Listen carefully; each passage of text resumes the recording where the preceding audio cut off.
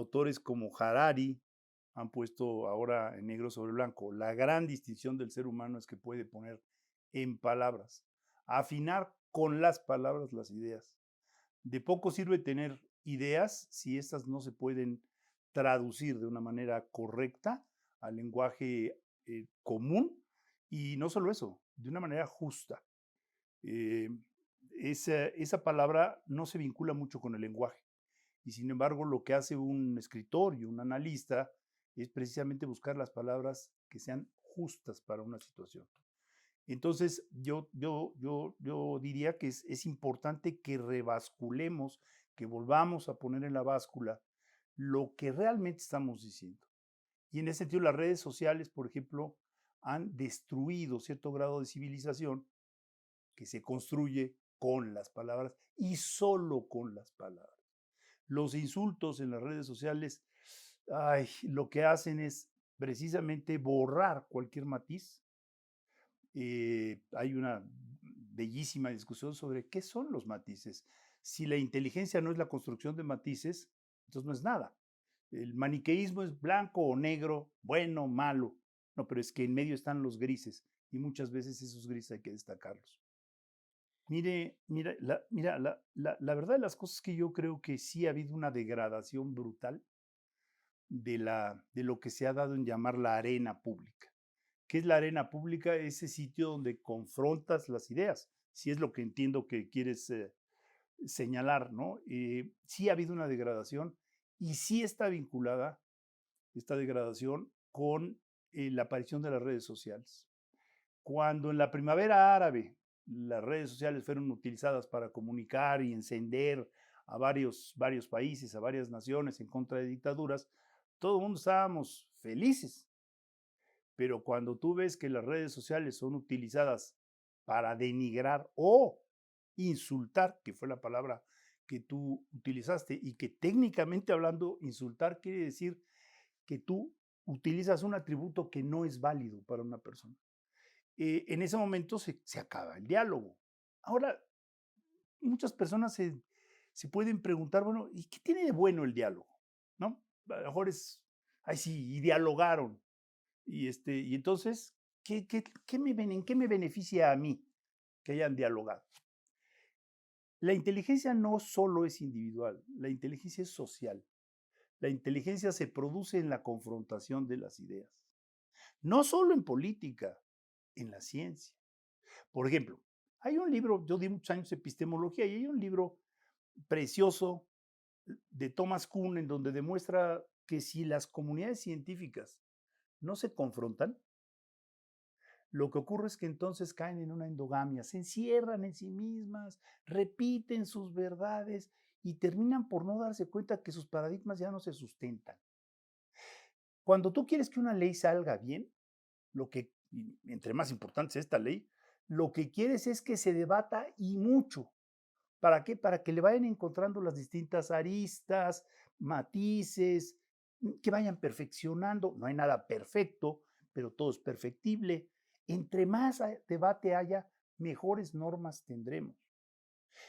Por ejemplo, recientemente con la iniciativa ahora detenida de la ley de telecomunicaciones, pues se da uno cuenta que no hubo debate, simple y llanamente muchos de los especialistas en el área no estuvieron ahí. Y no solo eso, pensemos por ejemplo en todas las aprobaciones a reformas constitucionales que salieron del Congreso de la Unión, fueron enviadas a los estados y en 3 horas las legislaturas de los estados respondieron.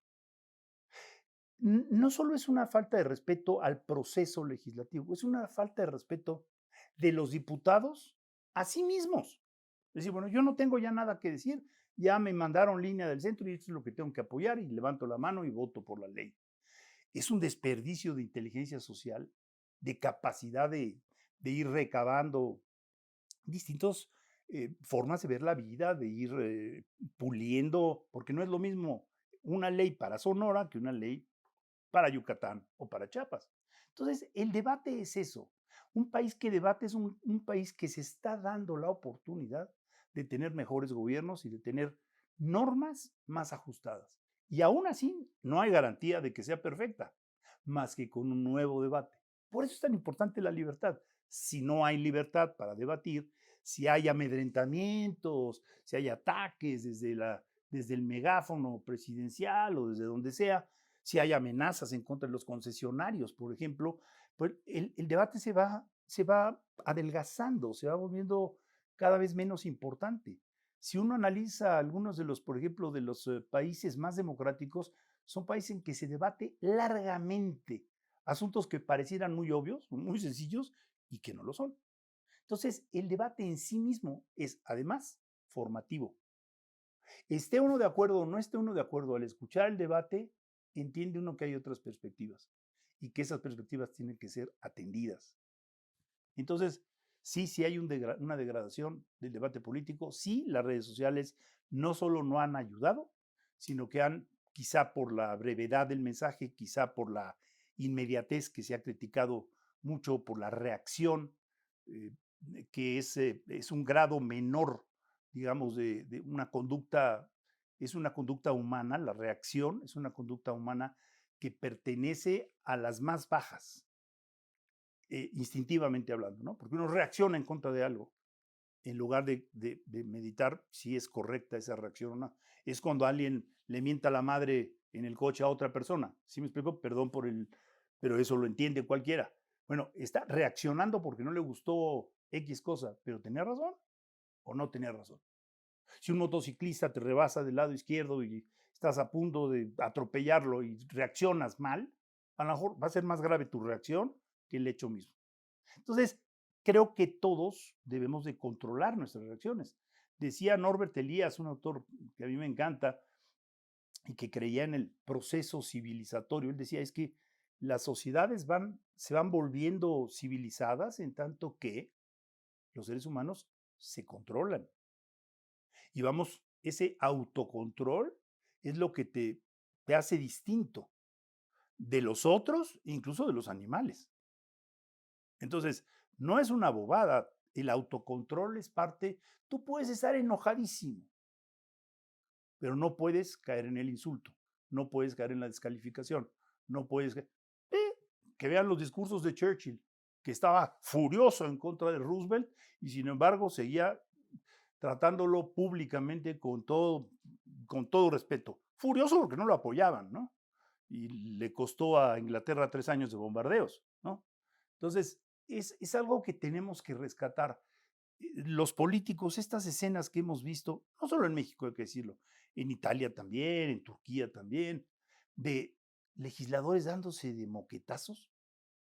O sea, perdón, si algo es la política es precisamente el autocontrol y la defensa de los argumentos, de las razones, hasta que convenza uno al otro o el otro lo convenza a uno, que no es una derrota, es simplemente aceptar que para eso está la política, ¿no? Y yo comenzaría por decir que en una trampa intelectual eh,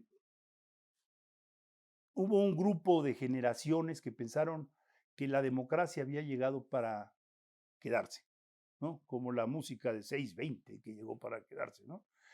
Cuando Huntington empezó a hablar de las olas de democratización, finales de los 80, principios de los 90, cuando Naciones Unidas nos empezó a dar datos de cómo iban mejorando los países, en el sentido de que cada vez había más países que tenían elecciones regulares, pacíficas, estables, y se establecieron una serie de parámetros para ver si eran, ¿no? Entonces dijimos, pues caray, la democracia llegó para quedarse. Nuevas instituciones a partir de la Segunda Guerra Mundial que buscaban precisamente la contención de la furia de las naciones, como se llama un libro de un gran teórico, La furia de las naciones. El nacionalismo siempre despierta furias, ¿no? Y la furia no va con la política, ¿no? Entonces, como que hubo un relajamiento. Dijimos, no, no, no. Y además había teóricos que decían, no, es que la globalización ayuda a que haya más democracia. Tenían razón en una parte, en el sentido de que, por ejemplo, una figura que se estudia en derecho es el derecho de gentes. El derecho de gentes es, digamos, una de las semillitas que devino en derechos humanos. Si tú llevabas mercancía de Medio Oriente a Europa y pasabas por distintos feudos, reinos y distintas conformaciones estatales o no estatales, lo que pedías es que te respetaran en tu derecho como persona y que te respetaran tus mercancías. Como le convenía al Oriente vender y al Occidente comprar, el derecho de gente se empezó a extenderse. Y entonces era como un pasaporte, ¿no? Y después la gente empezó a decir, bueno, pues es que los derechos que tienen los comerciantes deberían de ser los derechos de todos los ciudadanos, ¿no? Poder cruzar de un lado al otro sin que te atraquen o lo que sea. Entonces, tenían razón. La globalización en ese sentido ayudó a que existan nuevas normas universales que te permiten, digamos, no solo comerciar, sino tener, digamos, ciertas reglas de convivencia básicas, ¿no? Pero después, gracias a instituciones como The Freedom House, que es una institución que creó la esposa, la viuda de Roosevelt, eh, se empezaron a hacer mediciones muy precisas de, por ejemplo, cómo está la libertad de prensa en un país o en los distintos países. Estos estudios se hacen anualmente y los últimos resultados no son muy halagadores, que digamos. Y la tesis de The Freedom House, de la Casa de la Libertad, era bastante sencilla. A ver, pues sí, hay países donde hay elecciones sistemáticas, donde hay partidos políticos compitiendo, donde hay relevo en el mando, y entonces uno podría decir, pues caray, hay una democracia ahí. Ah, pero no hay libertad de prensa. Entonces, ¿qué tipo de democracia es esa donde no hay libertad de prensa? Entonces, un autor muy conocido le puso democracias y liberales. Ya, sí son democracias. Sí, Daniel Ortega también tiene elecciones. Yo he sido observador en Estados Unidos y en Cuba. Y en Cuba, pues digo, los resultados más precisos que puedas obtener en el mundo casi son los cubanos. Nada más que hay un pequeño detalle, y es que las votaciones se hacen a mano alzada y con un miembro de los comités de defensa de la revolución parado enfrente de ti. Entonces, bueno, si me explico, hay condiciones en las cuales la gente, que le tienes que garantizar a la gente para que pueda decir lo que piensa sin tener el menor temor a una sanción o a un enojo o a un mal gesto por parte de su patrón, de su cuñado, de quien sea, ¿no? Uno de los, una de las cuestiones que son más dramáticas es que los mexicanos en las elecciones del año 24 empezaron a dejar de hablar de política. Eh, ya no te digo en el trabajo las personas que se atrevían a comentar su posición política disminuyó creo que a menos del 20%, pero también en la familia. O sea, quiere decir que a lo mejor un pater familias que sabe que su yerno pertenece a la oposición o viceversa, o que él prefiere un domingo a mediodía decir, no hablemos de política, porque se va a echar a perder el día de la reunión familiar. Y eso es gravísimo, porque te habla de la incapacidad para hablar de política de manera civilizada y de tratar de convencer o ser convencido de los argumentos del otro. Entonces, es muy importante que rescatemos esta pasión por el debate político. Yo conozco familias en donde ha habido de todo, ¿no? Y las comidas eran muy divertidas. Por ejemplo, en casa de los Aguilar Sincer, ¿no? Había de todo. Entonces, esas comidas domingueras o mi propio hogar, esas comidas domingueras eran civilizatorias, ¿no? No que se fueran a levantar todos pensando lo mismo, pero a lo mejor se levantaban entendiendo que hay otras perspectivas, que hay otra forma de leer la realidad, ¿no? Hay que decir que una de las consecuencias no previstas y no necesariamente diseñadas, porque nadie diseña los efectos de las redes sociales, fue la polarización. En el momento en que tú puedes insultar a alguien y ocultar tu rostro, en ese momento, pues se pueden decir cualquier cantidad de sandeces sin que haya ninguna consecuencia. O sea, ahí empezó un proceso de polarización. Hay ahora circulando un libro muy interesante de Klein que se llama ¿Por qué estamos polarizados? Y estamos polarizados también porque las distintas versiones de nacionalismo nos hicieron ver al otro como enemigo. En lugar de decir, bueno, perdón, pero la cultura mayense en México tiene un peso X, que no quiere decir que se tenga que salir del pacto republicano, sino que hay que conservar ciertas cuestiones y tratar de convivir con esas diferencias, ¿no? Diferencias que tienen límites. Por ejemplo, yo recuerdo haber hablado hace muchos años con un gobernador de Oaxaca que me defendía a capa y espada el voto a mano alzada y lo instauró en su estado, 550 o 70 municipios. Y le decía yo a este gobernador, uno de los grandes inventos de Occidente es la secrecía. Si tú acabas con la secrecía, lo que va a ocurrir es que se van a reproducir los esquemas de presión u opresión que están viviendo las comunidades. Total, bueno, no lo convencí, se transformó la ley. Resultado, a la próxima elección no hubo un municipio que tuviera una mujer en una alcaldía. ¿Sí me explico? Entonces, la secrecía es sagrada, esa sí no la puedes tocar. Puedes modificar muchas cosas en las formas de votación. Por ejemplo, yo cubrí el plebiscito chileno y de un lado votan, en ciertas casillas votan los varones y del otro votan las mujeres. No he entendido por qué, pero bueno, eso no afecta a la secrecía. Eh, es curioso, será una tradición que viene de muy lejos, pero no afecta a la secrecía, porque las mujeres votarán en secrecía, entre ellas o entre varones. Pero hay un momento en donde sí no puedes ceder y tienes que ser en ese sentido inflexible. La secrecía es ese momento. No podemos de ninguna manera permitir que haya presiones. Por ejemplo, esta discusión de los celulares en las casillas. Esa es una violación de la secrecía. Enséñame tu voto y entonces yo te doy el respaldo, ¿no?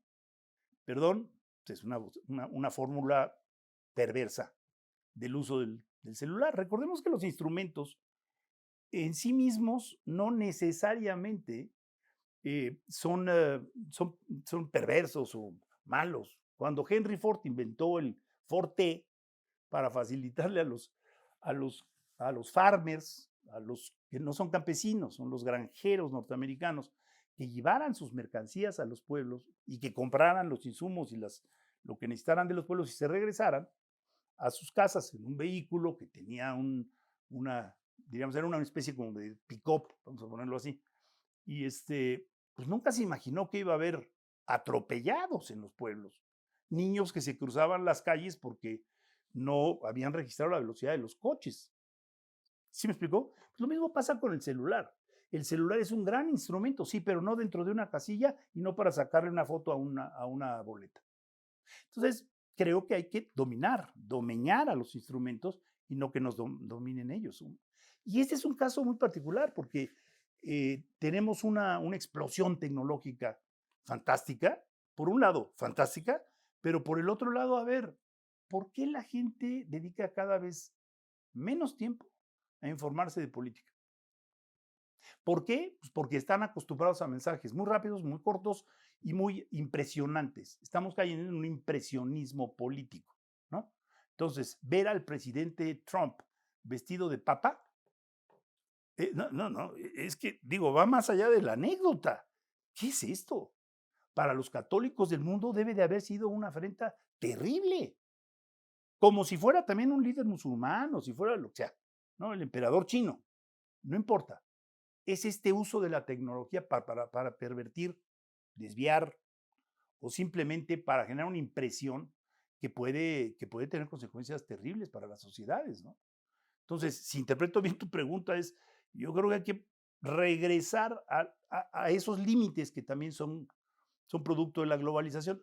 No deberíamos de pensar que esta es la primera ocasión en que se da algo así. A finales del siglo XVIII, principios del XIX, hubo un movimiento globalizador, básicamente estoy pensando en el Código Napoleónico, que fue base de los códigos civiles de muchos países. Bueno, el Código Napoleónico establecía una serie de normas para la propiedad. Pues en la propia Francia, el Código Napoleónico se tardó casi 80 años en poderse instalar. Entonces, fue un movimiento tan radical de globalización que lo que provocó fue una reacción en contra de la globalización. Y entonces vinieron los románticos, tuvo sus ventajas, ¿no? Grandes poetas, ¿cómo se llama? estás hablando de Schelling, que estás hablando del propio Hegel, ¿no? Que en algún párrafo dice que vio cabalgar a Napoleón por Jena, ciudad que representa la gran cultura alemana, y que sintió amenazada la condición de Alemania como identidad diferente a Francia.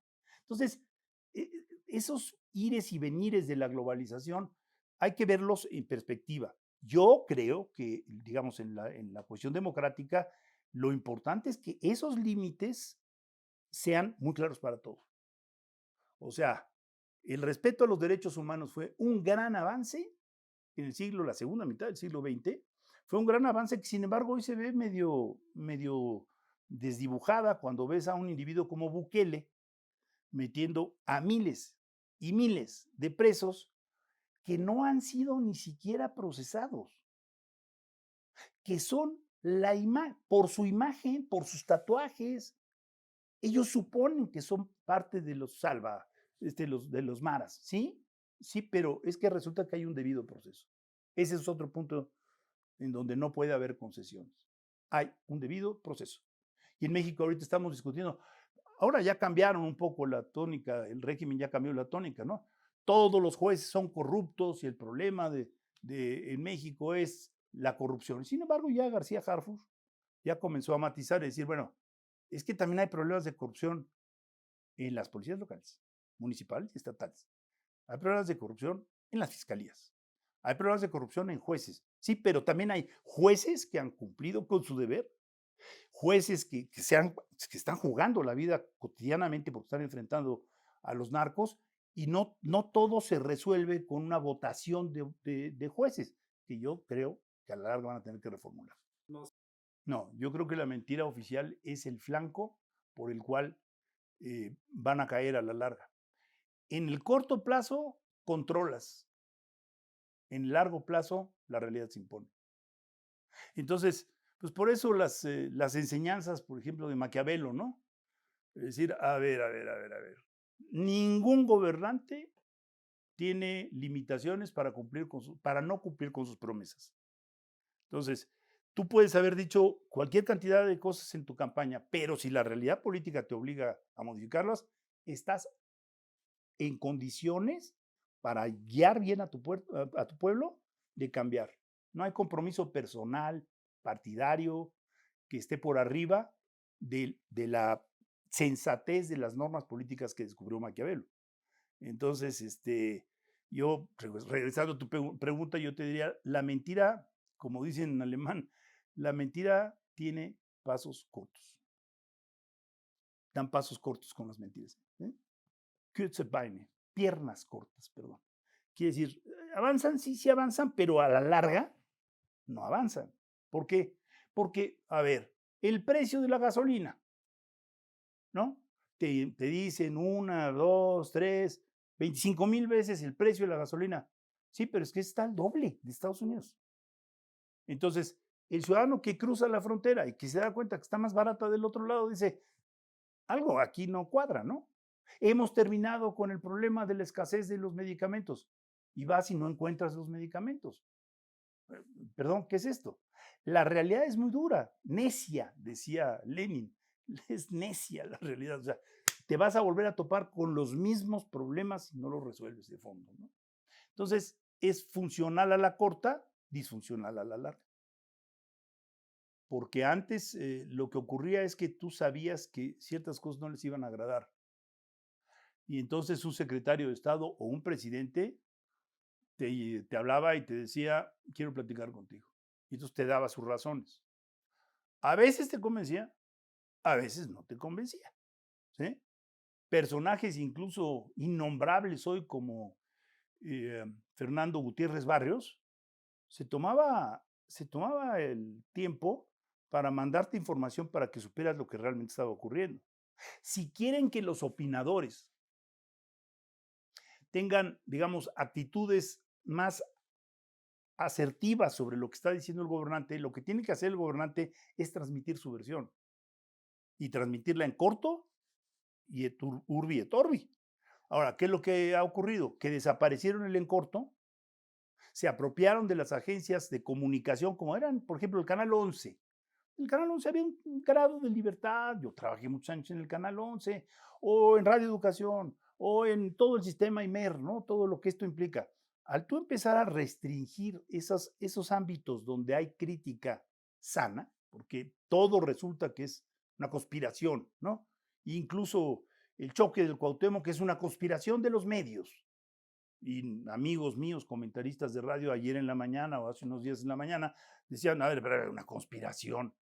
El barco chocó, ¿no? Entonces, no somos, nosotros somos obligados, tenemos el mismo derecho que cualquier ciudadano y tenemos la obligación como comunicadores de ir, de tratar de perseguir la nota, ¿no? ¿Qué pasó? Bueno, pues tú puedes engañar, la vieja frase aquella, ¿no? A muchos poco tiempo, pero no a muchos mucho tiempo, ¿eh? Entonces, esos engaños son los que se empiezan a desquebrajar. Y lo estamos viendo, y por eso es tan importante que en ese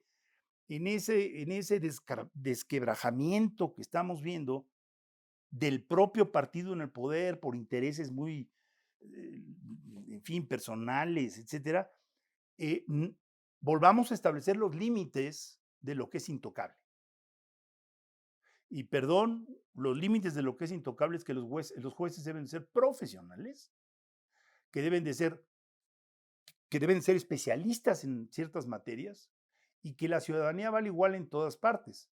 Porque qué curioso que competencia económica, los jueces para competencia económica, que necesitan una capacitación particular, vayan a ser votados en Iztapalapa. Cuando los problemas de competencia económica, pues también incumben a los de Sonora o a los de Chetumal. Entonces, ¿hay ciudadanía de primera y de segunda? ¿O cómo debe uno de interpretar esto? Si el voto es igualitario para todos, tiene el mismo peso, esas posiciones debieron de tener representación en todo el país. Entonces, pues son errores no solo doctrinales, son errores de praxis. ¿Por qué? Porque yo no sé qué va a hacer una empresa radiofónica que tenga un problema de concesión si el juez es un juez que vive en otra entidad y que no tiene nada que ver con él. Entonces, estamos en una situación difícil, yo casi diría insostenible. Si uno ve los análisis que han aparecido en The Economist, New York Times, en muchísimas revistas, Le Nouvel Observateur, los que quieras, todos dicen, no entendemos por qué decidieron inventar algo que no tiene nadie en el mundo, ¿no? Entonces, pues, ojalá y a través del diálogo se den cuenta, interno, se den cuenta de que es imposible mantener una república. No es lo mismo cambiar una política pública, por ejemplo, no es lo mismo cambiar una política pública sobre Pemex, empresa estatal, o Pemex, empresa, ¿cómo se llamaban?, de beneficio del Estado. Pues, lo puedes cambiar y en corto plazo pocos se darán cuenta. Sí te vas a dar cuenta en las finanzas, pero tú no puedes cambiar la estructura ósea de un país. Y el Poder Judicial es parte de la estructura ósea. Si tú tocas esa estructura ósea, pues los inversionistas van a empezar a decir, oye, ¿y por qué habría yo de ir a invertir en México? O lo que está ocurriendo, que vienen los asesores de distintos bancos, yo los he escuchado, y les dicen a sus inversionistas, muchas veces, digamos, representantes de grandes fondos, si van a invertir en México, inviertan y necesitan invertir porque necesitan ampliar una planta, háganlo, pero solo en caso extremo. Lo mejor sería que en esa inversión se garantizara un arbitraje, o sea, salirse del sistema judicial del país. Y lo mejor sería que se asociaran con una empresa que esté fuera para poder litigar afuera los problemas que tengan adentro. O sea, están dando por sentado que el Poder Judicial no va a funcionar. Y entonces, regresamos a tu pregunta. Inversión extranjera directa crece a límites, no sé cuántos, ¿no? Aparece cada 2, 3 meses que estamos en límites extraordinarios, 78,000 millones de dólares. Pero no te dicen que el 85% de esa inversión extranjera directa es reinversión. Son empresas que ya están aquí y que necesitan ampliar una línea de producción, lo que sea. y que entonces, bueno, pues, hacen lo que tienen que hacer, pero inversión extranjera estadounidense nueva en el 24 hubo 3%. Entonces, la realidad es necia. Eh, con Emilio Álvarez y Casa traemos ahí una discusión, senador independiente de la República, de cuántos son los casos, esos extraños, de dejó de escribir, ¿no? O le cortaron su espacio radiofónico, o simplemente lo pasaron a la página 45, ¿no? ¿Es censura o no es censura? Yo creo que es censura, una forma discreta de censura, pero censura al fin. Porque, por ejemplo, un comentarista, y no diré su nombre, radiofónico muy conocido, que tenía un horario de 7 a 9, un horario excelente porque tenía la primera hora, como dicen, de gancho, y de 7 a 8, y de 8 a 9 era ya más bien opiniones, entrevistas, etcétera, pues le quitaron la hora gancho. Entonces, claro, pues la audiencia de este comentarista, pues perdió muchísimo espacio, ¿no? Otra forma de censura es la mañanera. ¿Por qué? Porque tú con la mañanera inundas, invades los espacios radiofónicos desde en la mañana. Tú estás oyendo un noticiario en la mañana en donde están repitiendo lo que acaba de decir la presidenta en la mañanera, ¿sí? Pero no solo eso, llegas al noticiario de la 1 de la tarde y abre con la nota de la mañanera. Y llegas a los noticiarios de las 6 de la tarde y abren de nuevo con la nota de la mañanera. Perdón, ¿y el espacio para las otras noticias? ¿Dónde está? ¿Es censura o no es censura? Bueno, es, digamos, acotamiento de los espacios de expresión ciudadana de manera sistemática y de manera consistente. Y llevamos 7 años con lo mismo. ¿Y funciona? Yo te diría, pues sí, funciona para el control, pero a la larga, pues no funciona para ir convenciendo. Aunque la mayoría de los mexicanos tengan hoy una opinión excelente de la presidenta, la realidad es que pues no vamos a crecer, por más que nos digan que vamos a llegar al 2.5, perdón, pero que vean lo que dice Fitch, Moody's, el Banco Mundial, o sea, el FMA, el Fondo Monetario Internacional, los Banamex, donde veas, coinciden en que si bien nos va en este año 25, no decrecemos. Ese es el punto. Ah, pero siguen diciendo y diciendo y diciendo 2.5. Perdón, el criticadísimo Ernesto Zedillo, que tuvo una crisis brutal a principios de sexenio, logró un crecimiento del 3.5% en promedio en los 6 años. Y su último año crecimos al 6,5%. Esos son los datos. Entonces, por más que te digan que vamos a crecer al 2.5, pues estamos a mitad de año y pues nada indica que vayamos a crecer al 1%, 1,5%, 2% o 2,5%. No hay ningún indicador que te diga que es. Por eso no somos populares algunos críticos, ¿no? Porque el momento que llegas y le dices, bueno, pues es que no da la cuenta. Dices, ay, no me cae bien. ¿Y entonces qué es lo que ocurre? Pues te cancelan conferencias, por ejemplo, ¿no? Te piden una conferencia, que es una forma de ingreso de alguien que quiere ser independiente, ¿no? Y ir a hablar con los consejos de administración de las empresas, con sus asambleas y explicar puntos de vista precisamente para generar debate, ¿no? Entonces te piden una conferencia, tú apartas la fecha y debo decir, los precios de las conferencias están tasados, o sea, hay cuotas. Si tienes programa de televisión, si tienes columna de periódico, si tienes, y hay distintas categorías, o sea, digamos, la cuota no es la discusión. Y una semana antes te hablan y te dicen, oye, se cancela tu participación, se cancela. Y entonces pregunta uno, perdón, ¿se cancela el encuentro o me cancelan a mí? No, te cancelan a ti, porque hay 5 miembros del board, del consejo de la empresa, que son los que dan la opinión final. Entonces seguramente uno de ellos dice, oye, este individuo es muy crítico, bájalo.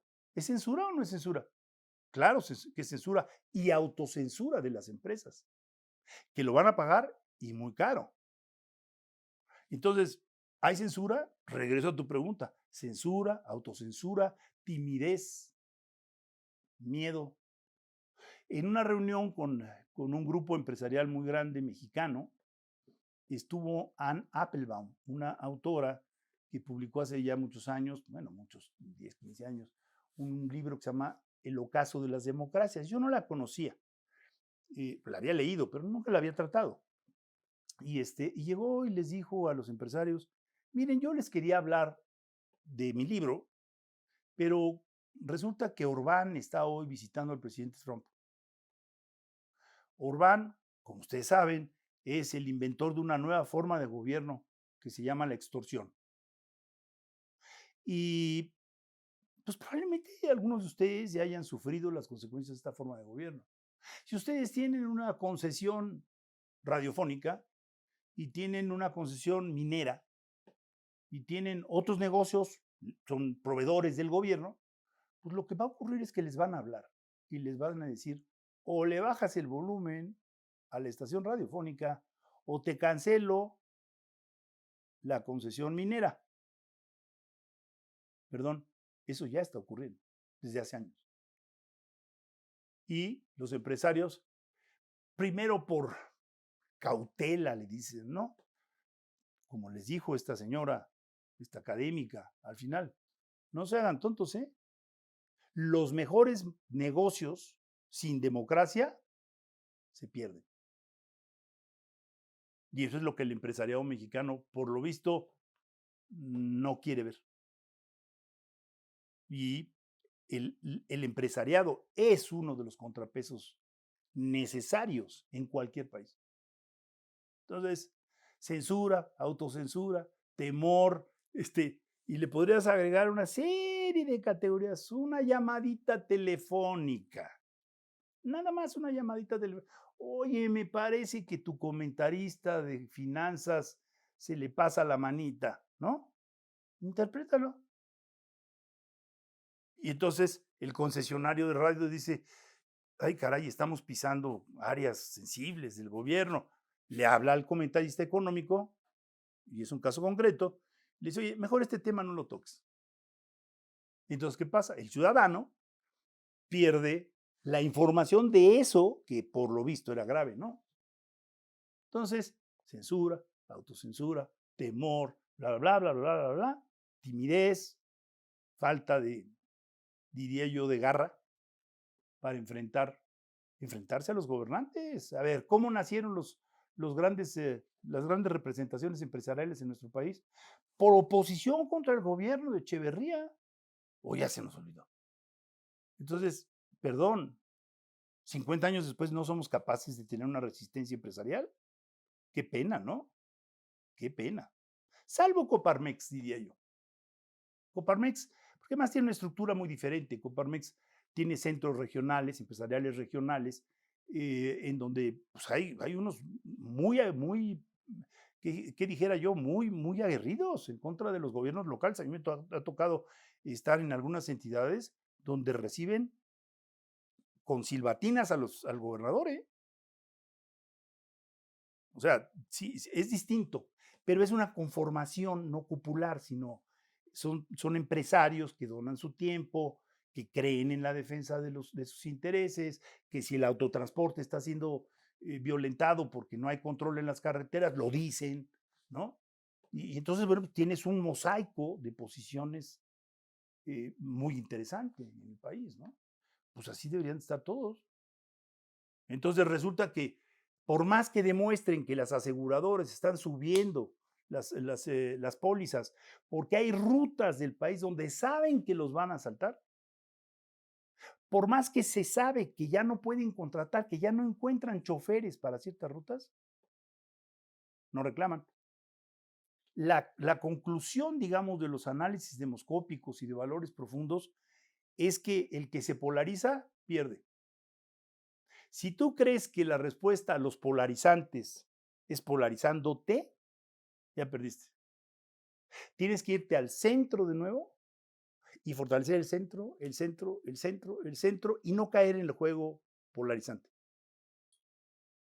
Y eso requiere una madurez interna, autocontrol, de lo que hablábamos hace rato, es decir, no me puedo enojar.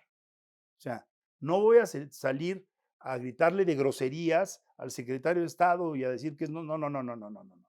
tengo que mantenerme en el centro. Ahora, mantenerme en el centro no quiere decir que ceda yo en los principios esenciales de la democracia, el respeto a la legalidad, el respeto interpersonal. Perdón, ¿cuánto dinero le han invertido a los sistemas de justicia estatales? Porque nada más hablamos de que la Suprema Corte. No, no, no, no, no, no. A ver, espérame. La cadenita está abajo. El 95% de los asuntos en este país son locales. Es el señor que renta un local para su miscelánea y que entonces le quitan el local y viene un pleito ahí. Local, ¿sí? ¿Por qué no le gastan más dinero a lo local? Porque, digamos, apostarle a los que llegan a la Suprema Corte, pues es haber perdido el retrato de lo que es el país. Mejores investigadores, mejor capacitados. ¿Por qué? Porque esto de que, y los dejan salir. Espérame. Hay un principio también inviolable, la presunción de inocencia. Tú eres inocente a menos que te prueben lo contrario. ¿Quién es el encargado de probar que tú eres culpable? Pues las fiscalías, pero las fiscalías no son parte del Poder Judicial. Entonces, ¿por qué no revisan las fiscalías? Si un investigador presenta un caso sólido, el juez seguramente va a proceder de acuerdo a la ley. Pero si presenta un caso débil, el juzgador debe de liberar a esa persona. Y uno debe además de estar del lado del juzgador, porque si es grave tener a potenciales delincuentes en la calle, es todavía más grave tener inocentes en prisión. Eso sí, es inaceptable. Segundo paso, métanle dinero. Métanle dinero a las fiscalías. Digo, la deuda de Pemex es 1 billón de pesos. ¿Por qué no le meten 100,000 millones de pesos? 200,000. Si el Tren Maya costó 500,000, es una cuestión de proporciones. Cerraron el INAI por 1,000 millones y perdimos un derecho, los ciudadanos, por 1,000 millones. Y Mexicana perdió el año pasado 3,000 millones. Pues yo prefería tener un INAI, porque además no es función del Estado estar poniendo líneas aéreas.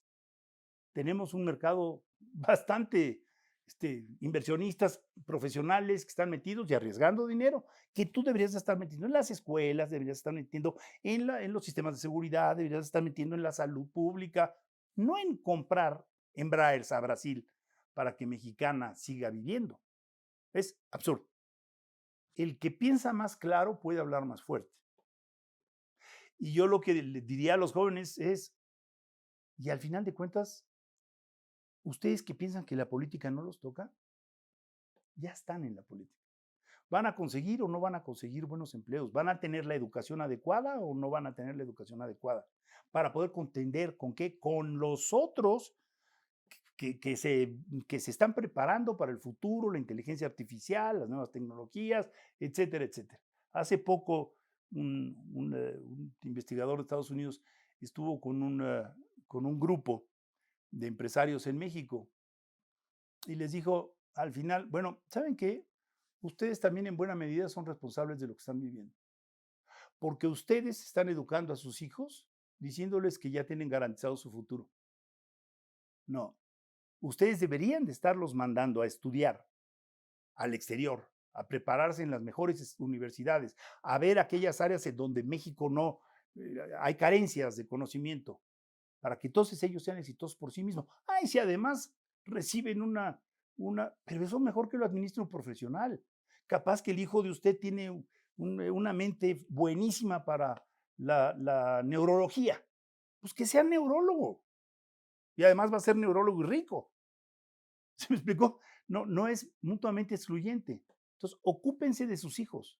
Exijan que hayan mejores universidades, mejores profesores. ¿Por qué? Porque sí es cierto que en el mundo hay un estrato, en Estados Unidos mismo, hay un estrato un estrato que tiene una enorme responsabilidad. ¿Por qué? Porque tiene información, tiene recursos que están desaprovechando. Y entonces después aparecen los dictadores.